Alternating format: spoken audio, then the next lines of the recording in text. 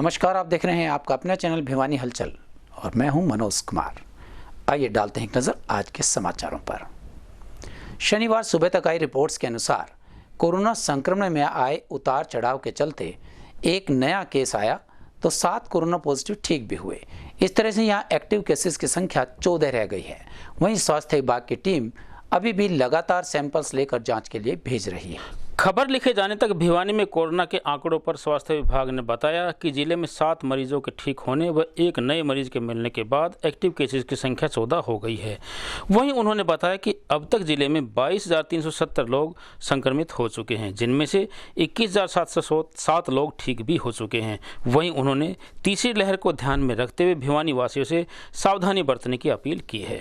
भिवानी में शनिवार को लघु सचिवालय स्थित डिस्ट्रिक्ट लीगल सर्विस अथॉरिटी भवन में राष्ट्रीय विधिक सेवा आयोग के अनुसार लोक अदालत का आयोजन किया गया। इस कार्यक्रम में सीजेएम हिमांशु सिंह के मार्गदर्शन में सिवानी, लोहारू और तोशाम इत्यादि से आए परिवादों का निपटारा मौके पर ही आपसी सहमति के जरिए किया गया। शनिवार को राष्ट्रीय विधिक सेवाएं प्राधिकरण आयोग के निर्देशानुसार सिवानी, लोहारू, तुसाम इत्यादि के लिए लोक अदालत का आयोजन किया गया। जिला एवं सत्र न्यायाधीश रमेश चंद्र डिमरी के निर्देशानुसार प्राधिकरण सचिव एवं मुख्य दंडाधिकारी हिमांशु सिंह के मार्गदर्शन में आयोजित की गई लोक अदालत में मौके पर अनेक परिवादों का आपसी सहमति से निपटारा किया गया। वहीं प्राधिकरण सचिव ने बताया कि इस प्रकार से परिवादों का निपटारा करने से आपसी भाईचारा बना रहता है और किसी प्रकार का विवाद भी नहीं रहता। आज राष्ट्रीय विधिक सेवा प्राधिकरण के निर्देशानुसार समस्त भारत में राष्ट्रीय लोक अदालत का आयोजन किया जा रहा है। इसी संदर्भ में हरियाणा राज्य विधिक सेवा प्राधिकरण के मार्गदर्शन में माननीय श्री रमेश चंद्र डिमरी के निर्देशन में हमने आज भिवानी जिला न्यायालय में लोक अदालत का आयोजन किया है, जिसमें जिला स्तर पर 4 बेंचेस का गठन किया हुआ है। वह सब डिवीजन स्तर पर सिवानी, लोहारू, तोशाम में एक बेंच का गठन किया गया है। लोक अदालत में केसेस का निपटारा करने के लिए हमारे वकील साथी व सभी पैरालीगल वॉलंटियर्स इन सबका सहयोग मिल रहा है और मैं लोगों से अपील करूँगा कि ज़्यादा से ज़्यादा अपने वादों का विस्तार कराने के लिए लोक अदालत के माध्यम को अपनाएं। लोक अदालत में आपसी भाईचारा कायम रहता है, आपसी समझौते से ही केसेस का फैसला होता है, जिसकी ना तो कोई अपील होती है ना ही दलील। लगातार बढ़ती जा रही महंगाई को लेकर चरखी दादरी की शुभम वाटिका में कांग्रेस पार्टी के दिग्गजों ने एकत्रित होकर जोरदार प्रदर्शन किया। इस कार्यक्रम में हरियाणा प्रदेश के प्रभारी विवेक बंसल, प्रदेश अध्यक्ष कुमारी शैलजा एवं पूर्व सीएलपी लीडर किरण चौधरी के अलावा अनेक कांग्रेस कार्यकर्ताओं ने भाग लिया और जोरदार प्रदर्शन करते हुए शहर का दौरा किया।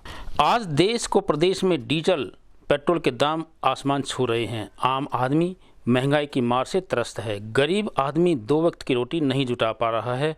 केंद्र व प्रदेश सरकार लगातार बढ़ती महंगाई को अनदेखा कर रही है, जिसके विरोध में 10 जुलाई को दादरी कांग्रेस ने विरोध प्रदर्शन किया। इस विरोध प्रदर्शन में प्रदेश कांग्रेस प्रभारी विवेक बंसल, प्रदेश अध्यक्ष कुमारी शैलजा, पूर्व कैबिनेट मंत्री किरण चौधरी शामिल हुई। कार्यकर्ता साइकिल यात्रा निकालकर बेकाबू कीमतों का विरोध किया।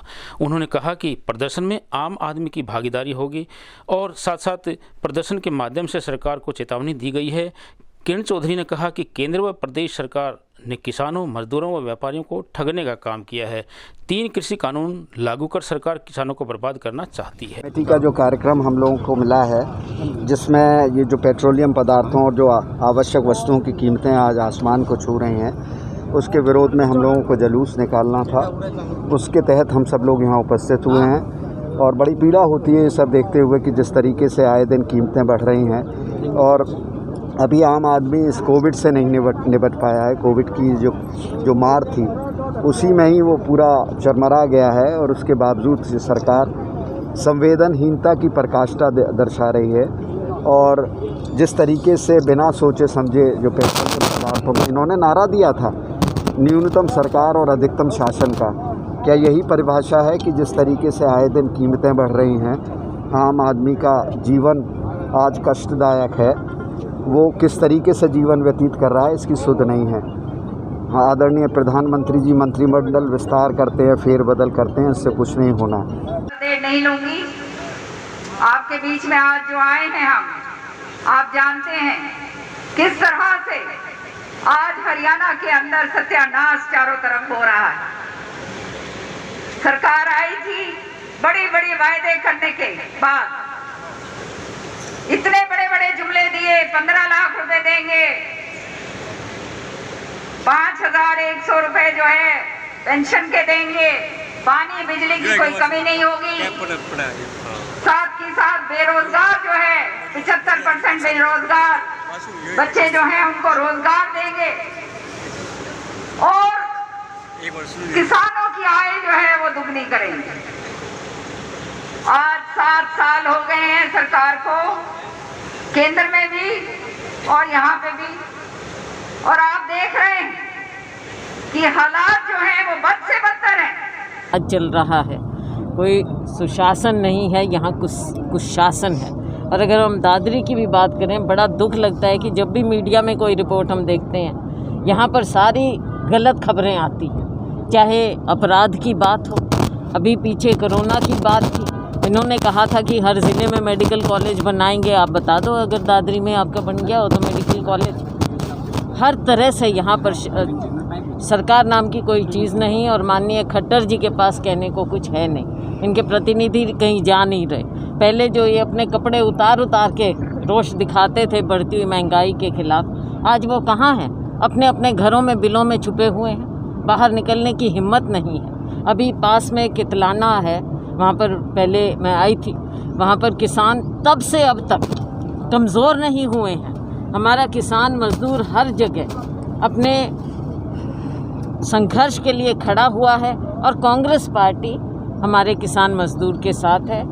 आप और बाकी आप संगठन खड़ा हुआ है मैम, देखो संगठन, हाँ नहीं ठीक है आपकी बात, संगठन काफ़ी दिन से हमारे यहाँ नहीं है, और वो प्राथमिकता हमारी अब आज के दिन संगठन है कि संगठन ही बने, क्योंकि हमारे जो कार्यकर्ता हैं उनकी भी एक इच्छा है। अब हमने जो अपने पर्यवेक्षक भी भेजे थे उनकी रिपोर्ट भी ले ली, लेकिन बीच में कोरोना का समय आ गया था तो वो कार्य पूरा नहीं हुआ, और तकरीबन सभी नेताओं से बातचीत हो चुकी है, और आखिरी चरण में अब ये है, और शीघ्र ही हमारे प्रभारी जी यहाँ पर हैं, शीघ्र ही हमारा संगठन बन लंबे समय के बाद बच्चों के लिए विद्यालय खुलने जा रहे हैं ताकि उनकी पढ़ाई और भी सुचारू रूप से चल सके। यह कहना था जिला शिक्षा अधिकारी श्री अजीत सिंह का। उन्होंने बताया कि अभिभावकों की अनुमति और एसओपी के अनुसार ही बच्चों को विद्यालय में बुलाया जाएगा, वहीं साथ ही साथ ऑनलाइन पढ़ाई भी जारी रहेगी। इस बारे में भिवानी के जिला शिक्षा अधिकारी अजीत सिंह शोरान ने बताया कि कोरोना महामारी के चलते 86 दिन के बाद हरियाणा सरकार ने 16 जुलाई से सरकारी व निजी स्कूलों को खोलने का निर्णय लिया है। वहीं उन्होंने बताया कि प्रदेश में 9वीं से 12वीं कक्षा तक की स्कूल 16 जुलाई से और 6ठी से 8वीं तक की कक्षाएं 23 जुलाई से शुरू हो जाएंगी, लेकिन विद्यालय संचालकों द्वारा विद्यार्थियों को उपस्थित रहने के लिए बाध्य नहीं किया जाए। निदेशालय से पत्र प्राप्त हुआ है कि 16/7 से 16 जुलाई से हम 9 से 12 की क्लासेस शुरू करने जा रहे हैं, और 23 तारीख से यानी नेक्स्ट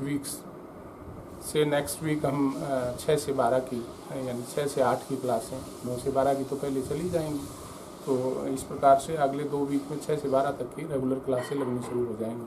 प्राइमरी क्लासेस के लिए अभी सरकार ने निर्णय नहीं लिया, डिपार्टमेंट ने निर्णय नहीं लिया, उस पर बाद में बात की जाएगी।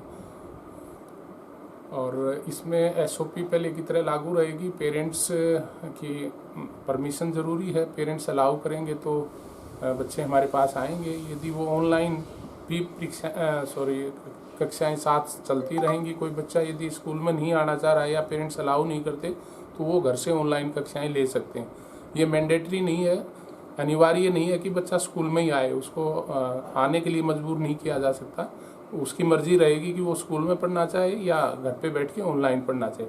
ये पेरेंट्स पे और बच्चों पे निर्भर करेगा, परंतु जो बच्चा स्कूल में आएगा उसको पेरेंट्स की रिटर्न कंसेंट लेके आनी पड़ेगी। वो परमिशन देंगे तभी हम स्कूल में अलाउ करेंगे। और स्कूल में जो भी एसओपी जारी किया गया है, और पहले भी जैसे क्लासेस लगी थी वो सैनिटाइजेशन, बच्चों की जो टेम्परेचर की बात है, जो भी एसओपी है उसको हम फॉलो करेंगे, और ये सुनिश्चित करेंगे कि किसी प्रकार की बच्चे को दिक्कत ना हो। कोरोना गाइडलाइन का एज इट इज़ फॉलो किया जाएगा, और हम बड़ी संजीदगी के साथ बच्चों को स्कूल में प्रवेश कराएंगे। पठन पाठन का काम होगा। राष्ट्रीय बाल अधिकार संरक्षण आयोग और हरियाणा बाल संरक्षण आयोग ने असम निवासी बच्ची से हुए सामूहिक दुष्कर्म और छेड़छाड़ के मामले में अपनी रिपोर्ट जारी कर दी है। इस मामले में राष्ट्रीय आयोग ने सभी आरोपियों के खिलाफ कानूनी कार्यवाही करने की सिफारिश की है। असम निवासी एक बच्ची के साथ दुष्कर्म और छेड़छाड़ मामले में राष्ट्रीय बाल अधिकार संरक्षण आयोग और हरियाणा बाल संरक्षण आयोग ने अपनी रिपोर्ट जारी की है। रिपोर्ट के अनुसार इस मामले की जांच कर रहे संबंधित अधिकारियों को निलंबित करते हुए उनके खिलाफ कानूनी कार्रवाई करने का फैसला लिया गया है। इसके अलावा सभी के खिलाफ राष्ट्रीय आयोग ने कानूनी कार्रवाई की सिफारिश करते हुए सामूहिक दुष्कर्म मामले की सुनवाई पोक्सो कोर्ट में स्थानांतरित कर दी है। वहीं राष्ट्रीय और प्रदेश बाल अधिकार संरक्षण आयोग की यह रिपोर्ट पीड़ित पक्ष के लिए अत्यंत राहत भरी है। एक मुकदमा सरकार बनाम हरिकिशन आदि, जिसमें बहुत ही संदिग्ध कार्रवाई पुलिस द्वारा, पुलिस के उच्च अधिकारियों द्वारा और CWC मेंबरों द्वारा की जा रही है। एक अगर अपराध को अंजाम देने वाला ही अपराध की जांच का जिम्मा लेगा तो न्याय की उम्मीद करना बहुत ही गंभीर विषय बनता है। महिला थाना के DSP थाना के ऊपर सुपरवाइजिंग ऑफिसर होते हैं और हर काम उनकी देखरेख में होता है। इस उपरोक्त मुकदमा में महिला थाना की SHO गैर कानूनी रूप से नाबालिग पीड़िता को बाल कल्याण आश्रम से बाहर लेके जाती है और उसकी काउंसलिंग CWC मेंबरों के साथ इस दोषी हरिकिशन को बचाने के लिए काउंसलिंग करवाती है, जो कि बिल्कुल गैर कानूनी है, जो बिना ही किसी कमेटी के अफसरों के संज्ञान मान लेने के बाद की जानी चाहिए, वो अकेले ही करती है। इसके फलस्वरूप एक NCPCR राष्ट्रीय बाल अधिकार संरक्षण आयोग ने एक रिपोर्ट पेश की। उपरोक्त मुकदमा उनके संज्ञान में आया, जिसमें ये बातें आई कि ये जो सभी प्रक्रिया CWC member Priyanka Duppar, Narendra, DCPO Bhiwani और मनोज LPO ने पुलिस अधिकारियों के साथ मिलकर की है, अवैधानिक है और इसको देखते हुए इन सब को तुरंत प्रभाव से सस्पेंड करने के आदेश दिए हैं तथा एक professor Rakesh Verma government college Bhiwani उनके लिए भी आदेश पारित करे हैं कि वो उनके खिलाफ कार्रवाई की जाए। जिले के गांव सांजरवास में मेन बस स्टैंड पर शनिवार को शहीदों की याद में स्वैच्छिक 50वां रक्तदान शिविर लगाया गया। इस कार्यक्रम का शुभारंभ मुख्य अतिथि के रूप में पहुंची श्रीमती संतोष बगड़ावत ने किया और रिबन काट कर यह शुभारंभ किया गया। वहीं अनेक युवाओं ने इस शिविर में बढ़ चढ़कर भाग लिया और करीबन 60 यूनिट ब्लड एकत्रित किया गया। चरखी दादरी के गांव सांजरवास में शहीदों की याद में स्वैच्छिक 50वां रक्तदान शिविर का आयोजन किया गया। इसमें सैकड़ों युवाओं ने बढ़ चढ़कर रक्तदान किया। गांव के पूर्व सरपंच जगदीश ने बताया कि गांव सांजरवास व फोगाट गांव की पंचायत द्वारा शहीदों की याद में रक्तदान शिविर का आयोजन किया गया है। इसके मुख्य अतिथि संतोष बगड़ावत के कर कमलों द्वारा रिबन काटकर रक्तदान शिविर का शुभारंभ किया गया। वहीं उन्होंने कहा कि रवि शंकर बगड़ावत की याद में उनकी पत्नी संतोष रवि बगड़ावत ने रक्तदान का शुभारंभ किया। दिल्ली से डॉक्टर्स की टीम द्वारा युवाओं को रक्तदान के लिए प्रेरित किया गया। वहीं रवि शंकर बगड़ावत के बेटे बंधुराज बगड़ावत ने कहा कि उनके पिता की याद में दोनों गांव की पंचायत द्वारा रक्तदान शिविर का आयोजन किया गया है। उन्होंने अपने पिता के जीवन पर प्रकाश डालते हुए कहा कि उनके पिता एक सामाजिक एवं मिलनसार व्यक्ति थे। उन्होंने गाँव में भलाई के लिए अनेक कार्य किए। देखिए, परमात्मा ने हर आदमी को किसी न किसी रूप में सक्षम बनाया है कि जब धन गणा हो धन दान कर दे जाए, कि जब जमीन ज़्यादा जमीन दान कर दे, लेकिन परमात्मा ने एक गुण कम से कम सबको दिया है और जो मूलभूत आवश्यकता है, रक्त के बिना कोई मौत को प्राप्त ना हो, खून के बेसर कोई मरे नहीं। इसलिए हर आदमी को इतनी कैपेसिटी दाता ने दी है कि वो रक्तदान करके भी किसी का जीवन बचा सकता है। हर आदमी को चाहिए कि रक्तदान करना चाहिए। तो सांजरवास और फोगाट के वासियों ने, युवाओं ने मिलकर लेके हमारे गांव में मुख्य रूप से शहीद हुए हैं 2-3 आदमी, जैसे शहीद बगड़ाव जी हुए हैं और जमादार उमराव सिंह जो युद्धबंदी रहे हैं और भगता सिंह जी जो युद्धबंदी रहे हैं, देश के लिए लड़ते हुए दूसरे देशों की तरह बंदी बनाए गए। हमने उन शहीदों की याद में युवाओं की मेहनत से आज रक्तदान शिविर का आयोजन किया गया है। रक्तदान एक बहुत बड़ा पुण्य का कार्य है, हर आदमी ने करना चाहिए। जिस पर देने के लिए कुछ भी नहीं हो, सो परमात्मा का दिया और रक्त जरूर हो। और रक्त से महत्वपूर्ण कोई चीज़ नहीं है। दुनिया में आज तक हर तरह की चीज़ बना ली गई, लेकिन आज तक साइंटिस्टों के द्वारा रक्त नहीं बनाया गया। रक्त तो मानव शरीर में प्रभु की कृपा से ही बनता है, जिसको मानव ही मानव के लिए दान दे सकता है। हम सब ने चाहिए कि रक्तदान करना चाहिए। उसी हौसला अफजाई के तहत सभी युवाओं ने मिलकर आज रक्तदान किया है और हम समय दर हमने पहले भी इस तरह का आयोजन हमारे युवा साथियों ने संदर्भ बस स्टैंड पे किया था, आगे भी करेंगे। देश के लिए हर आदमी जो जहाँ है वहीं से कुछ न कुछ कर सकता है और करना चाहिए।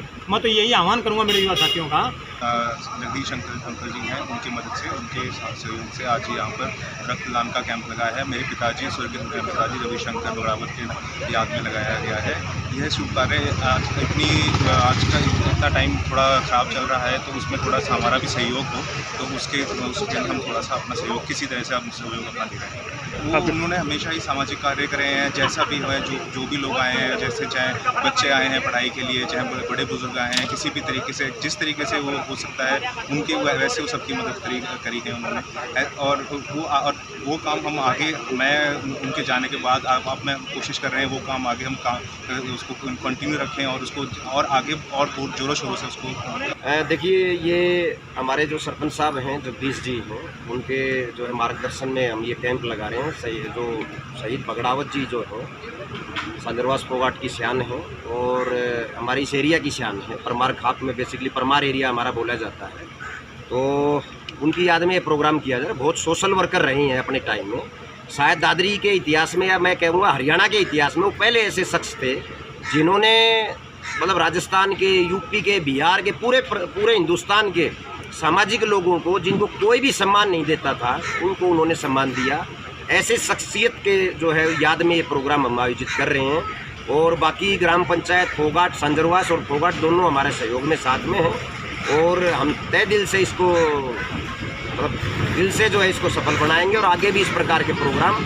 एक ऐसे गुरु रहे हैं हमारे जो हैं रविशंकर बगड़ावत जी, जो हैं बगड़ावत जी के जो हैं पुत्र हैं, तो उनके बेटे जी हैं वो भी आए यहाँ हमारे बीच में आए हुए हैं, सरकारी वकील हैं और उनकी माता जी भी जो हैं आई हुई हैं, तो उन्हीं से हमने उद्घाटन करवाया है।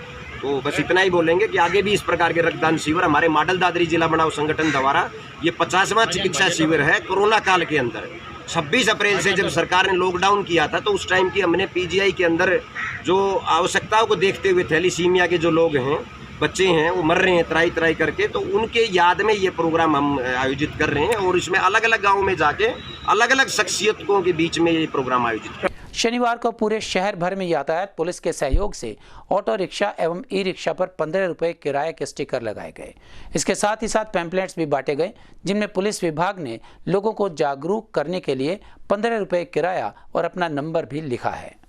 इस बारे में डीएसपी वीरेंद्र सिंह ने बताया कि भिवानी में चल रहे सभी ऑटो रिक्शा चालकों द्वारा 15 रुपये प्रति सवारी किराया लिया जाएगा। इस संबंध में उपायुक्त के आदेशानुसार बस स्टैंड, रेलवे स्टेशन व भिवानी के प्रत्येक चौराहों पर 15 रुपये किराए लेने के स्टिकर्स भी लगाए गए ताकि यात्रियों को इसका पता चल सके। वहीं उन्होंने बताया कि ऑटो चालकों द्वारा 20 रुपये किराया लेना बिल्कुल गलत है। अगर कोई भी ऑटो चालक आदेशों का उल्लंघन करता हुआ मिला तो उसके खिलाफ सख्त कानूनी कार्रवाई की जाएगी। भिवानी जिले में डीसी साहब ने इस मामले में संज्ञान लिया था।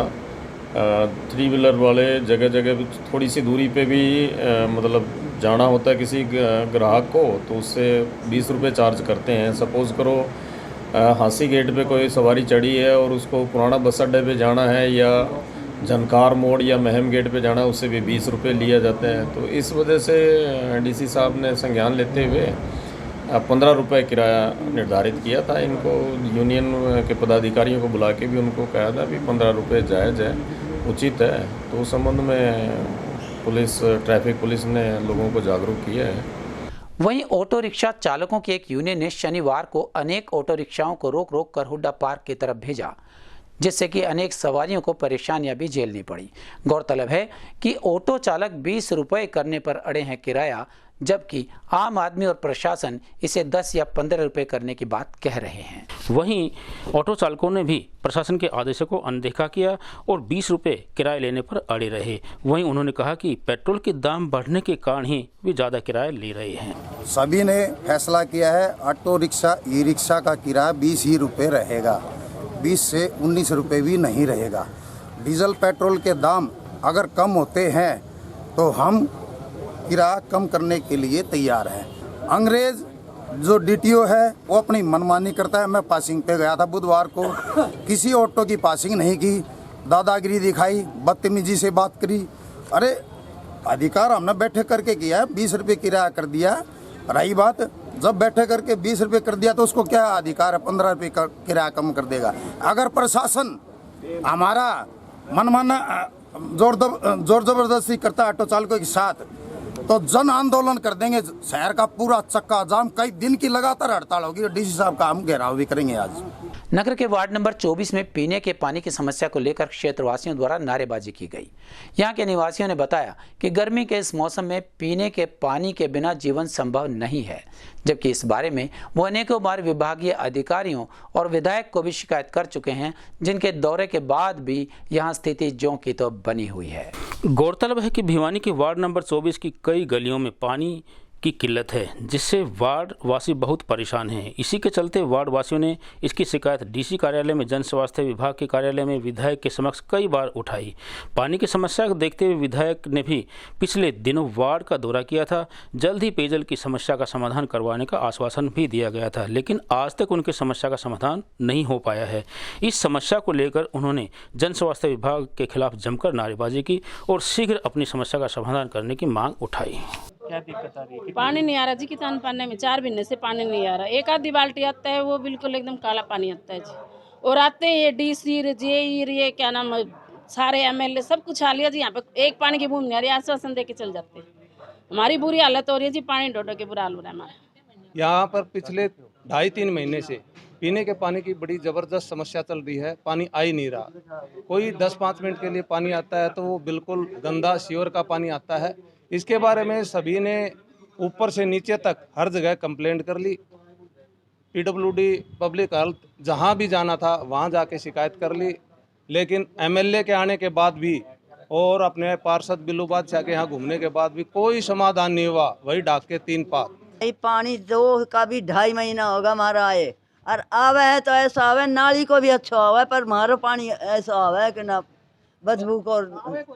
3 महीना 2.5 महीना होगा पानी बिना सर है। बता ऐसी हो रही है कि ना पूछे बात। कोई किसी से ढो रहा है, कोई किसी से ढो रहा है। ये कोई अच्छी बात थोड़ी है। अरे क्या के खातर इतनी वो कर रहा हो। बड़ा बड़ा आलिया होगा, उनने भी किमें ना कर तूत करी। और बिल्लू बादशाह, पार्षद वार्ड नंबर 24। मैं गली की समस्याओं के लिए मेरे डॉक्टर मुरारीलाल की गली, कितान पाना व मानान स्कूल वाली गली में पानी की भयंकर किल्लत है, जो पानी के टैंकरों के ऊपर निर्भर हैं।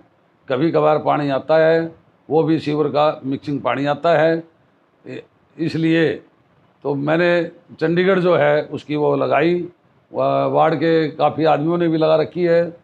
तो अधिकारियों ने आकर के उससे बातचीत की, उन्होंने इस समस्या का समाधान पूछा। तो ये आलू बाज़ार की जो मेन लाइन है उसमें जोड़ने की कोशिश कर रहे थे।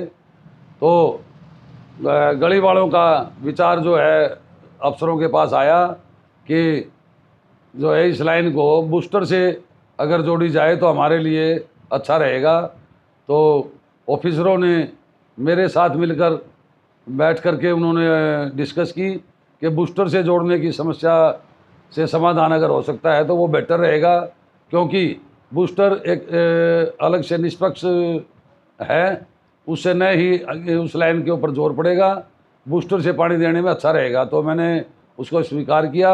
मैंने कहा जल्द से जल्द इस गली की समस्या के समाधान के लिए कोई भी आप प्रयास करो, बढ़िया तरीके से करके उसको जोड़ने का जल्द से जल्द प्रयास करें। टीकाकरण से संबंधित राष्ट्रीय तकनीकी सलाहकार समूह की सिफारिशों के आधार पर केंद्रीय स्वास्थ्य एवं परिवार कल्याण मंत्रालय ने कोविड-19 से बचाव के लिए गर्भवती महिलाओं के लिए भी टीकाकरण की मंजूरी दे दी है।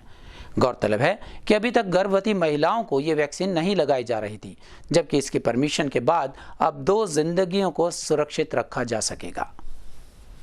टीकाकरण पर राष्ट्रीय तकनीकी सलाहकार समूह के कोविड-19 इंचार्ज डॉक्टर आशीष सांगवान ने कहा कि कोविड-19 की दूसरी लहर के दौरान गर्भवती महिलाओं की मृत्यु दर में वृद्धि के कारण यह निर्णय लिया गया है। उन्होंने कहा कि दूसरी लहर के दौरान यह देखा गया कि कोविड-19 से संक्रमित गर्भवती महिलाओं की मृत्यु दर में पहली लहर की तुलना में 2 से 3 गुना वृद्धि हुई है। ऐसी स्थिति में यह महसूस किया गया कि गर्भवती महिलाओं को भी कोविड-19 वैक्सीन का टीका लगना चाहिए। गर्भवती महिलाओं के मामले में 2 जिंदगियों की सुरक्षा शामिल है। माँ मां और उसके गर्भ में पल रहा शिशु। इसलिए देश ने गर्भवती महिलाओं का टीकाकरण करने का फैसला लिया है। अभी सरकारी हिदायतों के अनुसार जो गर्भवती महिलाएं हैं हमारी, वो भी अभी वेव 2 के अंदर जो क्लिनिकल स्टडीज़ हुई थी उनके अंदर देखने में आया था कि गर्भवती महिलाएं भी ज़्यादातर संक्रमित हुई हैं कोविड के वेव के अंदर। इसलिए इनका वैक्सीनेशन के लिए SOPs आ गई हैं, गाइडलाइंस आ गई हैं। तो अब गर्भवती महिलाओं को भी हम कोविड का टीकाकरण कर सकते हैं। वैक्सीनेशन का जो स्टॉक है वो निरंतर हमारे पास आता जा रहा है। जैसे ही वैक्सीन हमारे पास आ रही है, हमारा प्रयास रहता है कि उसको 1 से 2 दिन के अंदर अंदर स्टॉक आउट कर दें, ताकि ज़्यादा से ज़्यादा लोगों को इसका बेनिफिट मिल सके। और जो संभावित तीसरी हमारी वेव है, उससे पहले हमारी कोशिश ये रहेगी कि जितने भी हमारे बेनिफिशियरी हैं जिला भिवानी के, उनको सबको वैक्सीनेट करने का कार्य। शनिवार को सुबह के समय स्थानीय जोगीवाला मंदिर में हवन यज्ञ का आयोजन किया गया। शनि अमावस्या के दिन किए गए इस हवन में सहस्वर मंत्रोच्चारण के साथ आहुति दी गई ताकि वातावरण स्वच्छ रह सके। गौरतलब है कि मंदिर में प्रत्येक माह की अमावस्या को विशाल हवन कुंड में हवन किया जाता है। इस बारे में जोगीवाला मंदिर महंत वेदनाथ महाराज ने बताया कि शनिदेव की पूजा के लिए 10 जुलाई शनिवार का दिन अत्यंत उत्तम है। इस दिन आषाढ़ मास की कृष्ण पक्ष की अमावस्या तिथि है। इस अमावस्या की तिथि को शनि अमावस्या या शनिश्चरी अमावस्या भी कहा जाता है। आज शनि अमावस्या के उपलक्ष्य में भिवानी के जोगीवाला मंदिर में हवन यज्ञ का आयोजन किया गया। वहीं उन्होंने बताया कि शनि की साढ़ेसती और शनि की ढैया जिन लोगों पर बनी हुई है, उनके लिए शनि अमावस्या की तिथि बहुत ही महत्वपूर्ण है। वर्तमान समय में मिथुन राशि, तुला राशि, धनु राशि, मकर राशि, कुंभ राशि पर शनि की विशेष दृष्टि है।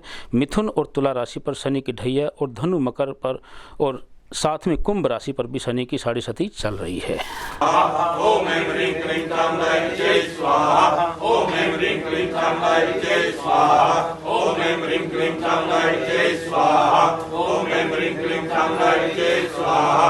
ओम ऐं ह्रीं क्लीं कामदाय जय स्वाहा। ओम ऐं ह्रीं क्लीं कामदाय जय स्वाहा। ओम ऐं ह्रीं क्लीं कामदाय जय स्वाहा। ओम ऐं ह्रीं क्लीं कामदाय जय स्वाहा। ओम ऐं ह्रीं क्लीं कामदाय। हमारा इस समय बस इतना ही। अगले के लिए देखते रहेगा आपका अपना चैनल भिवानी हलचल।